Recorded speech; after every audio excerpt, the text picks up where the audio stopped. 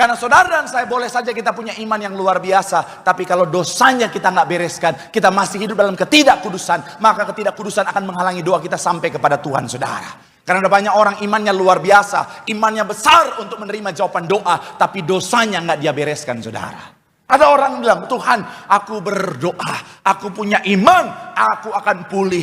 Tahun ini ekonomi akan pulih dalam nama Tuhan Yesus. Imannya luar biasa, bukan cuma sebesar biji sesawi, tapi bahkan biji kedondong.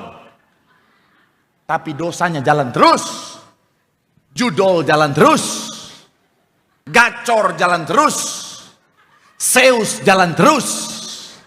Saya mau bilang, saudara, itu namanya boceng libos.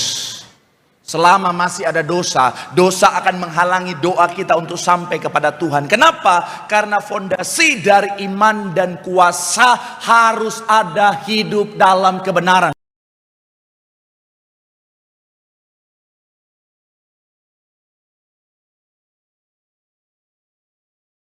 Sampaikan tepuk tangan sorak-sorai bagi Allah yang luar biasa.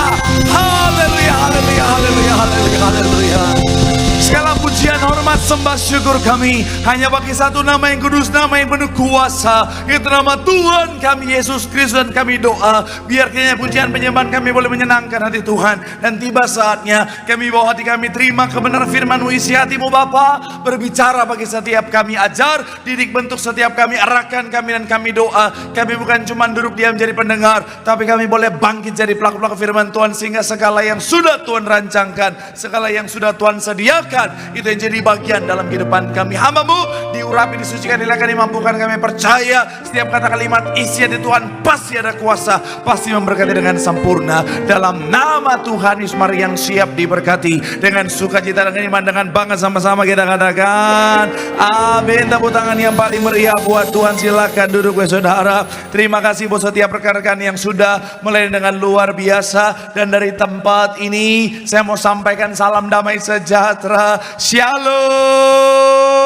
Sekali lagi shalom. Haleluya. Dalam Tuhan ada sukacita. Amin. Dan di mana ada sukacita pasti ada senyuman di wajahnya. Sama-sama boleh berikan senyuman, jumpai kanan kiri depan belakangmu. Katakan mari bersukacita dalam Tuhan. Minimal 2-3 orang kiri kanan depan belakangmu dengan senyuman yang paling manis. Katakan mari bersukacita dalam Tuhan. Bilang sama yang ngomong, akhir bulan masih lama. Haleluya, haleluya, haleluya. Senang bisa jumpa dengan saudara. Kesetiaan dan semangat yang luar biasa. Orang setia semangat cari Tuhan, janji Tuhan. Hidupnya anak cucunya pasti diberkati Tuhan. Tepuk tangan yang paling meriah buat Tuhan. Sama-sama bilang sama saya, aku pasti diberkati Tuhan. Anak cucuku pasti diberkati Tuhan. Bilang kanan kirimu, kamu juga pasti diberkati Tuhan. Bilang sama yang ngomong, kamu luar biasa. Bilang sama yang ngomong, semangat. Tepuk tangan yang paling meriah buat Tuhan. Haleluya, haleluya. Yuk, yang bawa Alkitab, kita mau angkat Alkitab kita. Alkitab juga boleh, Alkifon juga boleh. Yang nggak bawa Alkitab, angkat tangan juga boleh. Sama-sama dengan iman percaya, sama-sama kita katakan dalam nama Tuhan Yesus, aku percaya Alkitab ini adalah firman Tuhan. Setiap kata kalimatnya sanggup memberkati aku. Dan hari ini aku pasti diubahkan, aku pasti dipulihkan dalam nama Tuhan. Sama-sama kita katakan amin. Kita buka bagian firman Tuhan saudara, 1 Yohanes 1 ayat 7. 1 Yohanes pasal yang pertama ayat yang ke-7. Sama-sama kita baca. 3. Iya, tetapi kalimat terakhir dikatakan apa? Dan darah Yesus anaknya itu apa? Menyucikan kita dari segala apa? Dosa. Ibrani 13 ayat 12. Sama-sama. 3. Ya, itu jugalah sebabnya Yesus telah menderita di luar pintu gerbang untuk menguduskan umatnya dengan apa?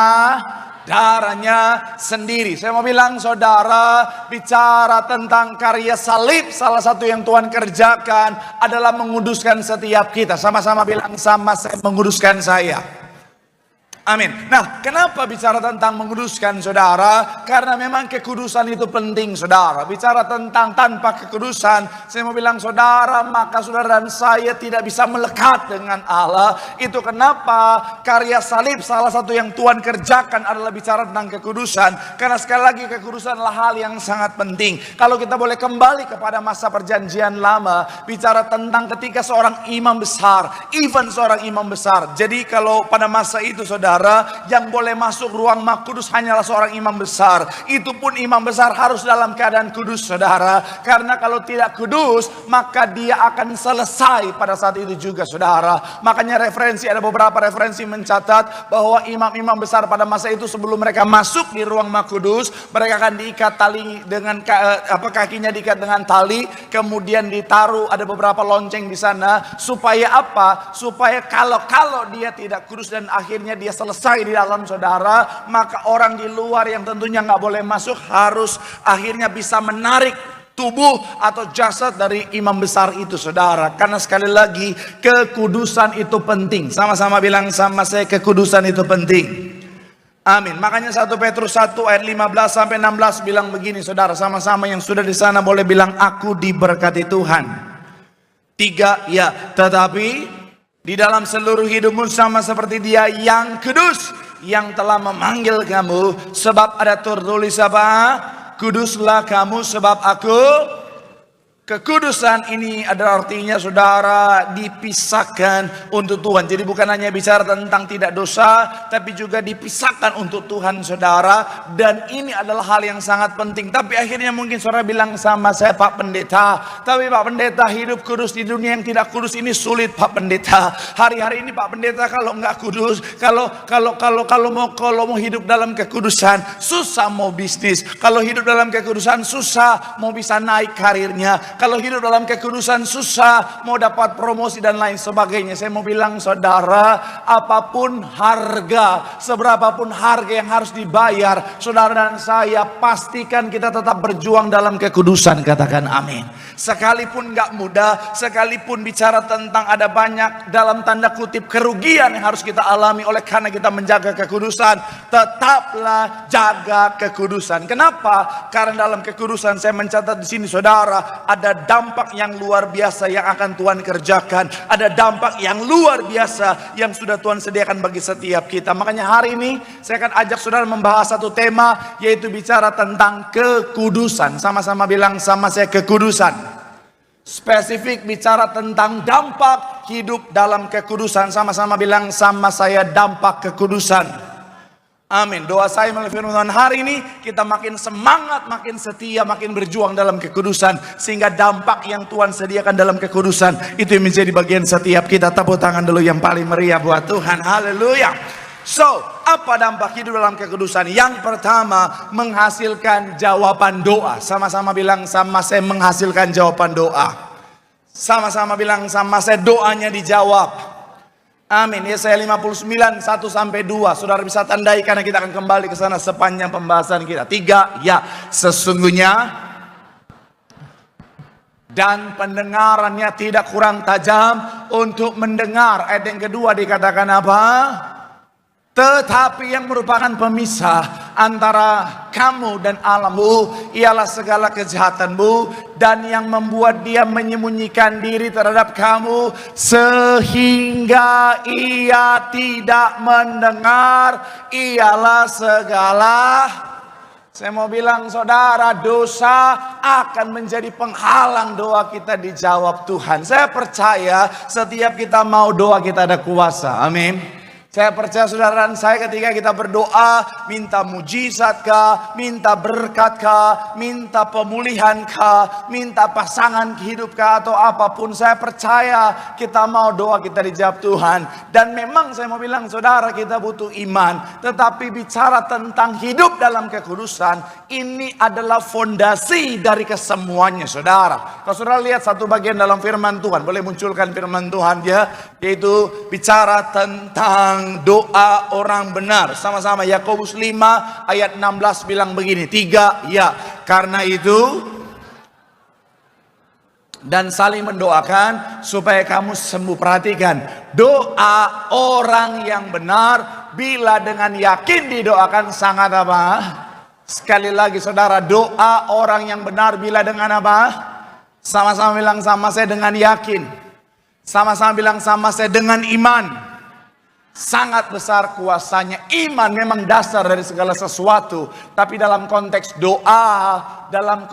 doa yang kuasanya besar, ternyata harus ada fondasi, yaitu hidup dalam kebenaran, hidup dalam kekudusan. Sama-sama bilang sama saya, hidup benar. Sama-sama bilang sama saya, hidup kudus. Amin. Karena saudara dan saya boleh saja kita punya iman yang luar biasa, tapi kalau dosanya kita nggak bereskan, kita masih hidup dalam ketidakkudusan, maka ketidakkudusan akan menghalangi doa kita sampai kepada Tuhan, saudara. Karena ada banyak orang imannya luar biasa, imannya besar untuk menerima jawaban doa, tapi dosanya nggak dia bereskan, saudara. Ada orang bilang, Tuhan, aku berdoa, aku punya iman, aku akan pulih. Tahun ini ekonomi akan pulih dalam nama Tuhan Yesus. Imannya luar biasa, bukan cuma sebesar biji sesawi, tapi bahkan biji kedondong. Tapi dosanya jalan terus, judol jalan terus, gacor jalan terus, Zeus jalan terus. Saya mau bilang saudara, itu namanya boceng libos. Selama masih ada dosa, dosa akan menghalangi doa kita untuk sampai kepada Tuhan. Kenapa? Karena fondasi dari iman dan kuasa harus ada hidup dalam kebenaran. Sama-sama bilang sama saya, hidup benar. Amin. Makanya gembala sidang kita, saudara, salah satu kunci doanya dijawab Tuhan luar biasa. Karena gembala sidang selalu bilang apa? Jaga pikiran, jaga perkataan, jaga perbuatan, saudara. Gembala sidang kita, saudara, beliau sungguh-sungguh jaga kehidupannya. Makanya dalam kondisi hidup yang benarlah akhirnya doanya ada kuasa. Dan saya melihat itu secara langsung, saudara. Itu kenapa saya ingatkan diri saya, kalau saya mau doa saya ada kuasa, saya harus jaga hidup saya dalam kekudusan, saudara. Amin. Saya percaya sekali lagi semuanya mau doanya dijawab Tuhan. Amin. Apalagi yang jomblo-jomblo ini. Shalom para jomblo. Saya percaya saudara mau doanya dijawab Tuhan. Tapi saya mau bilang saudara, pastikan hidup dalam kekudusan. Ada wanita-wanita yang jomblo, yang usianya sudah mendekati usia expired. Katanya bukan. Udah injury time. Dia doa, Tuhan kasih jodoh yang anak Tuhan, yang bisa jadi imam dalam rumah tanggaku, yang sayang istri, sayang keluarga, yang baik, yang royal sama istri. Ya, ini memang ini isi hati mereka yang saya sampaikan barusan. Tapi mohon maaf, dia minta seperti itu, tapi kehidupannya tiap hari yang memang enak, yang memang asik, tiap hari dugem, peluk-pelukan sama buaya darat. Saya mau bilang, mohon maaf, pertanyaan saya, Tuhan mau jawab atau tidak? Iya, buat dia laki-laki itu anugerah, tapi buat si laki-laki itu, wanita ini kutukan, saudara. Halo, saya mau bilang saudara, pantaskan diri kita, saudara, untuk menjadi orang-orang yang layak terima berkat atau bicara tentang jawaban doa dengan apa? Hidup dalam kekudusan. Karena ketika kita hidup dalam kekudusan, kata John Wesley, kekudusan membuka jalan bagi doa untuk mencapai telinga Tuhan. Jadi ketika kita hidup dalam kekudusan, mulut kita ada kuasa, doa kita pasti dijawab Tuhan. Tepuk tangan dulu yang paling meriah buat Tuhan. Bilang sama kanan kirimu, hidup dalam kekudusan. Di situ ada jawaban doa. Tepuk tangan yang paling meriah buat Tuhan. Haleluya. Yang kedua, dampak hidup dalam kekudusan menghasilkan kedamaian. Sama-sama bilang sama saya, menghasilkan kedamaian. Amin. Ayat 2 bagian pertama dikatakan apa? 3, ya. Tetapi ialah segala, sama-sama bilang sama saya, dosa menjadi pemisah kita dengan Allah. Amin. Saya percaya semuanya mau kedamaian. Amin.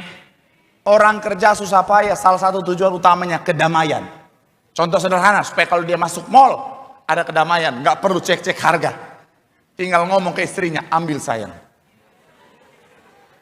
Damai nggak itu? Damai, betul ya? Orang berjuang susah payah, cari uang, supaya bisa beli rumah mewah, rumah yang tenang, rumah yang dalam tanda kutip damai.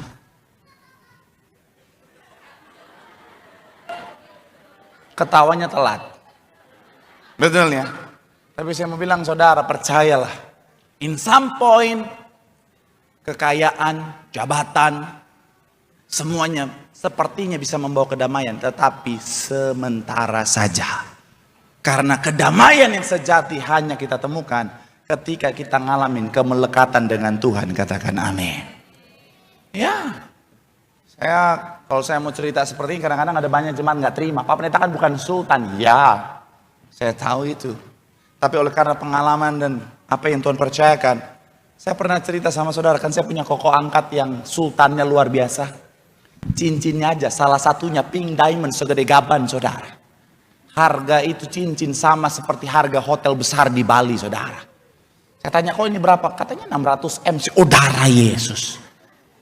Itu saya pernah coba. Memang gak ada pantas-pantasnya.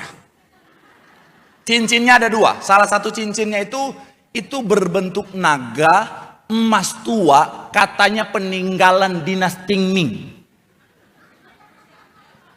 Iya, dia bilang itu. Jadi itu cincin kenapa mahal? Bukan karena emasnya, bukan karena bentuknya, tapi karena sejarahnya. Saya mau coba, tapi saya takut ketika saya coba, saya terbangun di masa lalu. Dan akhirnya ketika saya buka mata, ternyata saya terbangun sebagai seorang kaisar. Tapi saya bisa punya pintu untuk kembali ke dunia yang baru ini.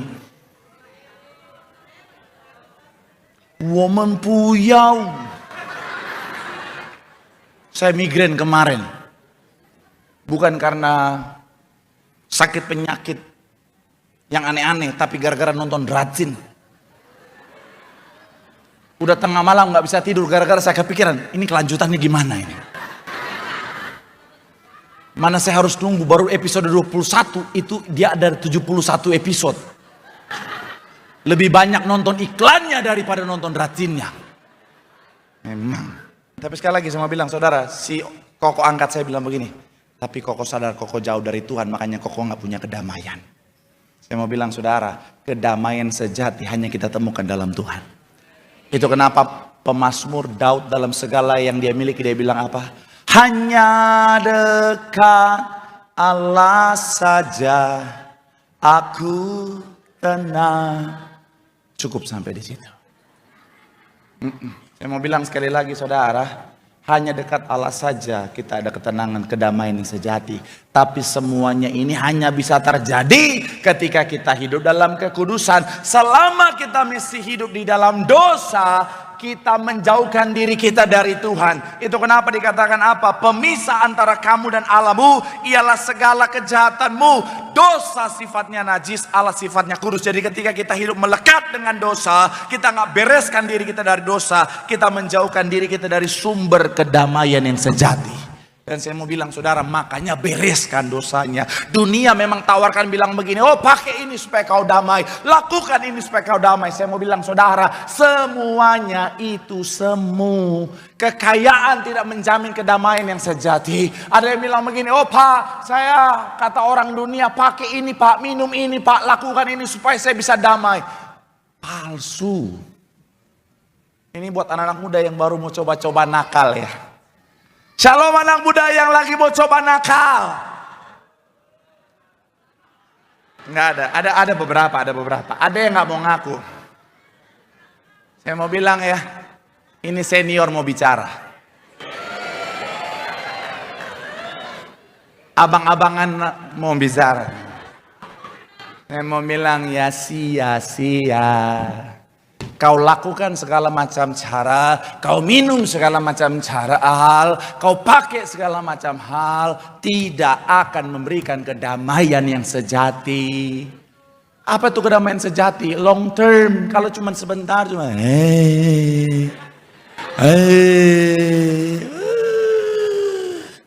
Saya mau bilang sia-sia.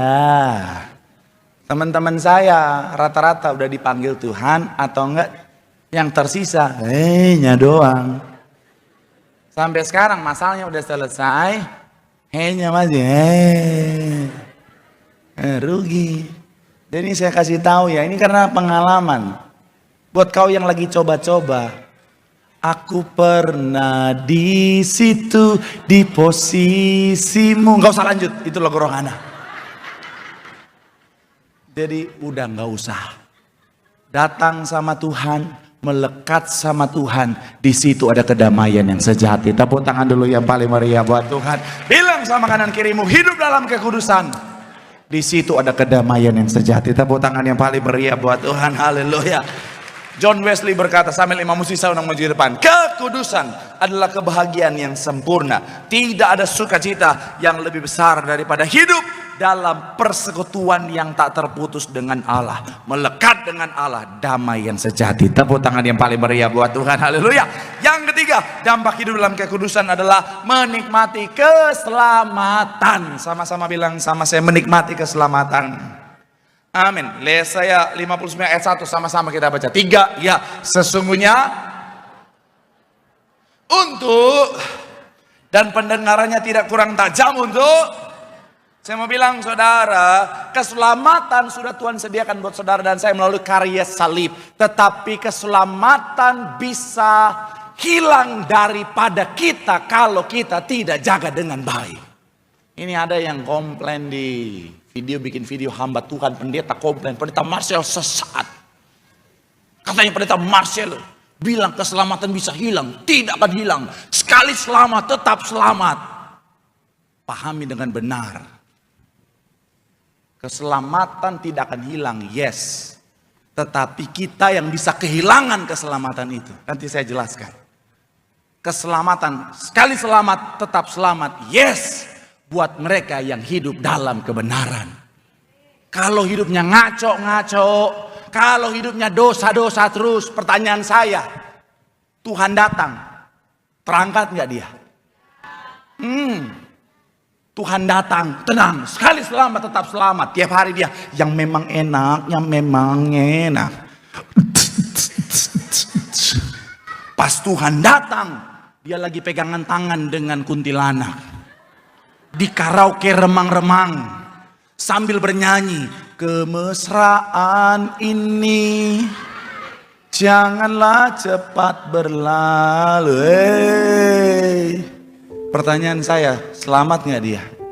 Saudara yang jawab sendiri. Ya. Sekali selamat tetap selamat. Lagi korupsi, lagi ngitung uang korupsi, Tuhan datang. Selamat nggak dia?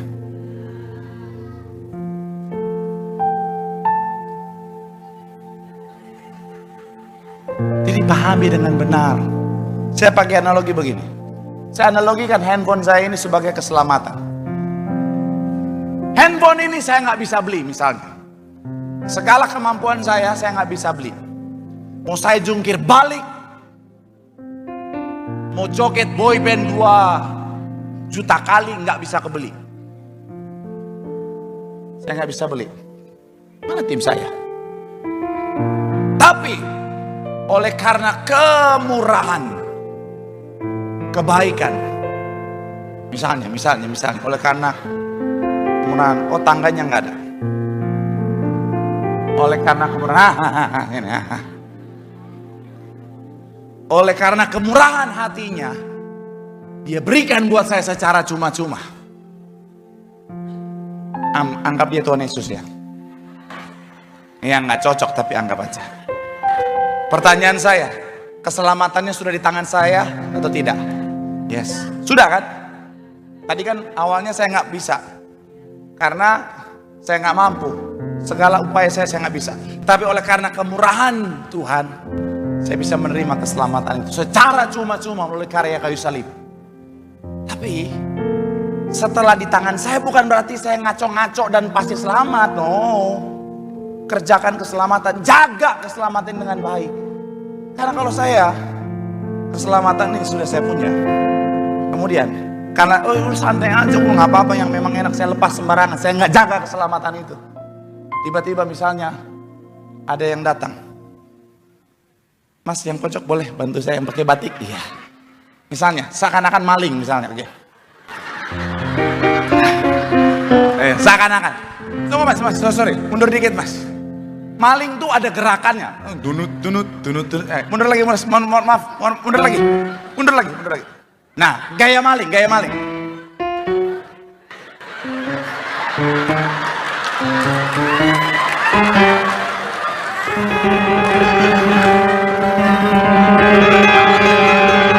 Sorry.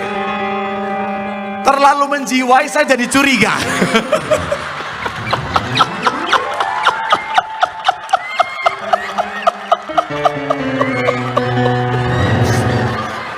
Terlalu meyakinkan gitu. Wah. Oke, lagi, tapi mantap. Itu namanya totalitas. Lagi. Kamera. Ayo, kamera. Silakan mas.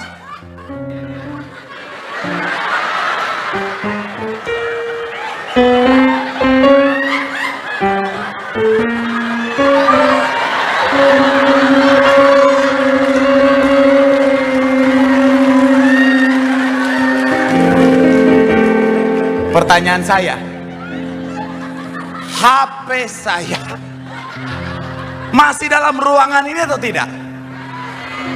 Masih ada handphonenya, masih. Pertanyaan saya kedua, masih di tangan saya atau saya sudah kehilangan? Ketika Tuhan datang, mana keselamatan itu? Nangka maksud saya? Jangan pergi, anak ajaib. Makasih, terima kasih mas, Tuhan berkati. Pergilah dan jangan berbuat dosa lagi, oke? Tepuk tangan dulu buat para dari kita, luar biasa. Nangka maksud saya. Sekali lagi saya mau bilang, saudara jangan aneh-aneh. Makanya gembala sidang kita, sekalipun Tuhan sudah nyatakan, berikan penglihatan, Paryaji, namamu dan istrimu tercatat dalam buku kehidupan di sorga. Tapi pesan gembala sidang selalu bilang apa? Ayo berjuang, jaga hidupmu dalam pertobatan. Karena tanpa pertobatan, tidak seorang pun akan melihat Allah. Karena kalau kita punya pemahaman, sekali selamat, tetap selamat. Gue mau ngapain aja tetap selamat. Akan ada saat di mana Tuhan datang dan berkata, enyahlah kamu sekalian para pembuat kejahatan. Jadi ayolah. Sekali lagi ya buat para hamba-hamba Tuhan, ayolah. Saya dengan sekelakaran hati kita sama-sama belajar. Tapi kalau soal keselamatan, belajar yang sungguh-sungguh. Jangan ngaco.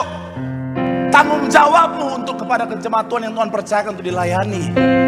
Jangan sembarangan, tenang aja, selamat. Nanti ketemu di neraka nggak ada pertobatan. Pas ketemu di neraka, Pak Pendeta kita di neraka. Iya nih. Cuma bisa nyanyi, panas.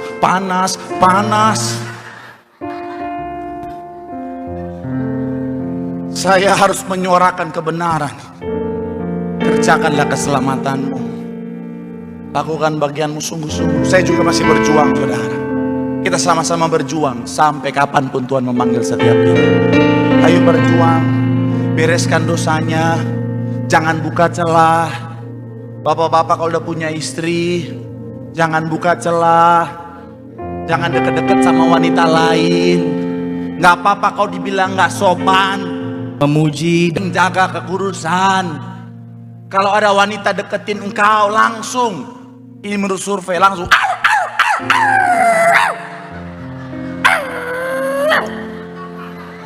aman. Betul para wanita? Tuh, itu ekspresi yang diharapkan oleh para wanita. Saya sudah survei. Sama wanita-wanita juga, nggak usah aneh-aneh. Jangan buka celah, jangan curhat-curhat, nggak usah. Kalau janda,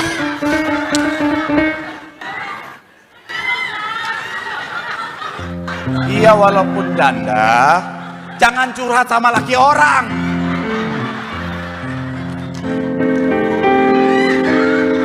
Sorry ya, Tidak semudah itu Ferguson.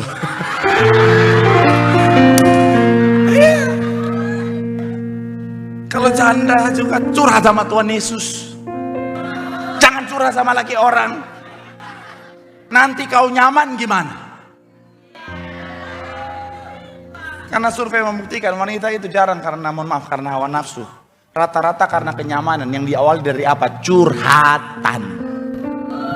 Jadi jangan curhat-curhat. Shalom para pria. Kalau udah punya istri nggak usah ngantar-ngantar wanita lain. Ini bukan tahun 1200 sebelum Masehi. Ada teknologi namanya ojek online. Suruh dia naik ojek online sendiri. Jangan, enggak apa-apa Pak Pendeta, aku akan mengantar dia. Nggak usah. Karena berdua-duaan dalam mobil. Nenek bilang itu ya.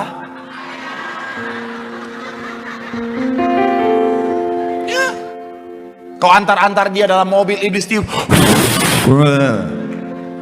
Oh enggak Pak, tenang, kita nggak di mobil, di motor. Sama aja, apalagi di motor. Di mobil aja ada jarak berbahaya, apalagi di motor, nempel-nempel. Udah kayak Dilan dan Milea. Kalau lagi di motor berduaan, iblis putar lagu. Dulu kita masih remaja, usia anak SMA. Nggak ada yang tahu lagunya ya? Oh ya udah, saya ganti. Iblis putar. Saima ito, saima sude.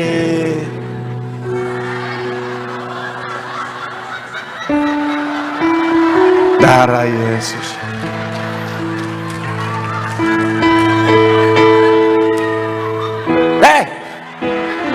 Jangan ikutan kau. Tapi memang Tiberias B-nya itu Batak, saudara.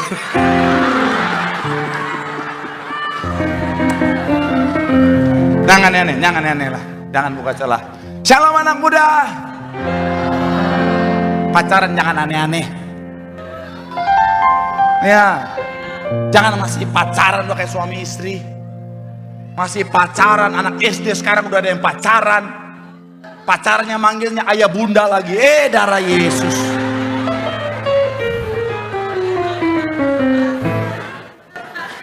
Ayah bunda. Terus pas berantem, kamu bisa dewasa nggak sih? Gue colok hidungmu berdua ya.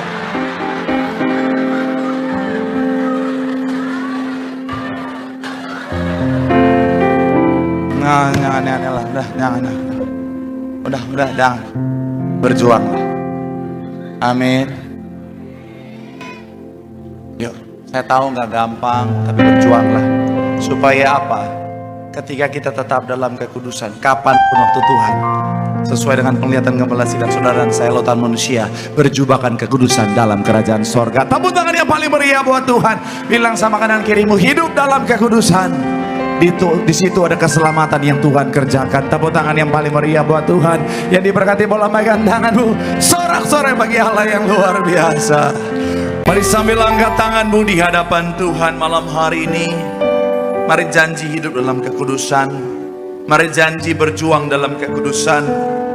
Kau yang pernah salah, kau yang pernah lakukan kekeliruan. Setiap orang bisa salah, setiap orang bisa lakukan kekeliruan. Tapi kasih Tuhan melebihi segala pelanggaran. Datang sama Tuhan, minta ampun sama Tuhan. Dan hidup dalam pertobatan. Jangan permainkan Tuhan. Karena Allah tidak membiarkan dirinya dipermainkan. Setelah kau hidup dalam pertobatan, mengakui dosamu, terus jauhkan dirimu dari dosa. Supaya sampai kapanpun kau dapat dalam keadaan setia. Mahkota kehidupan yang Tuhan sediakan jadi bagian dalam kehidupanmu. Terus angkat tanganmu di hadapan Tuhan. Terima kasih Tuhan.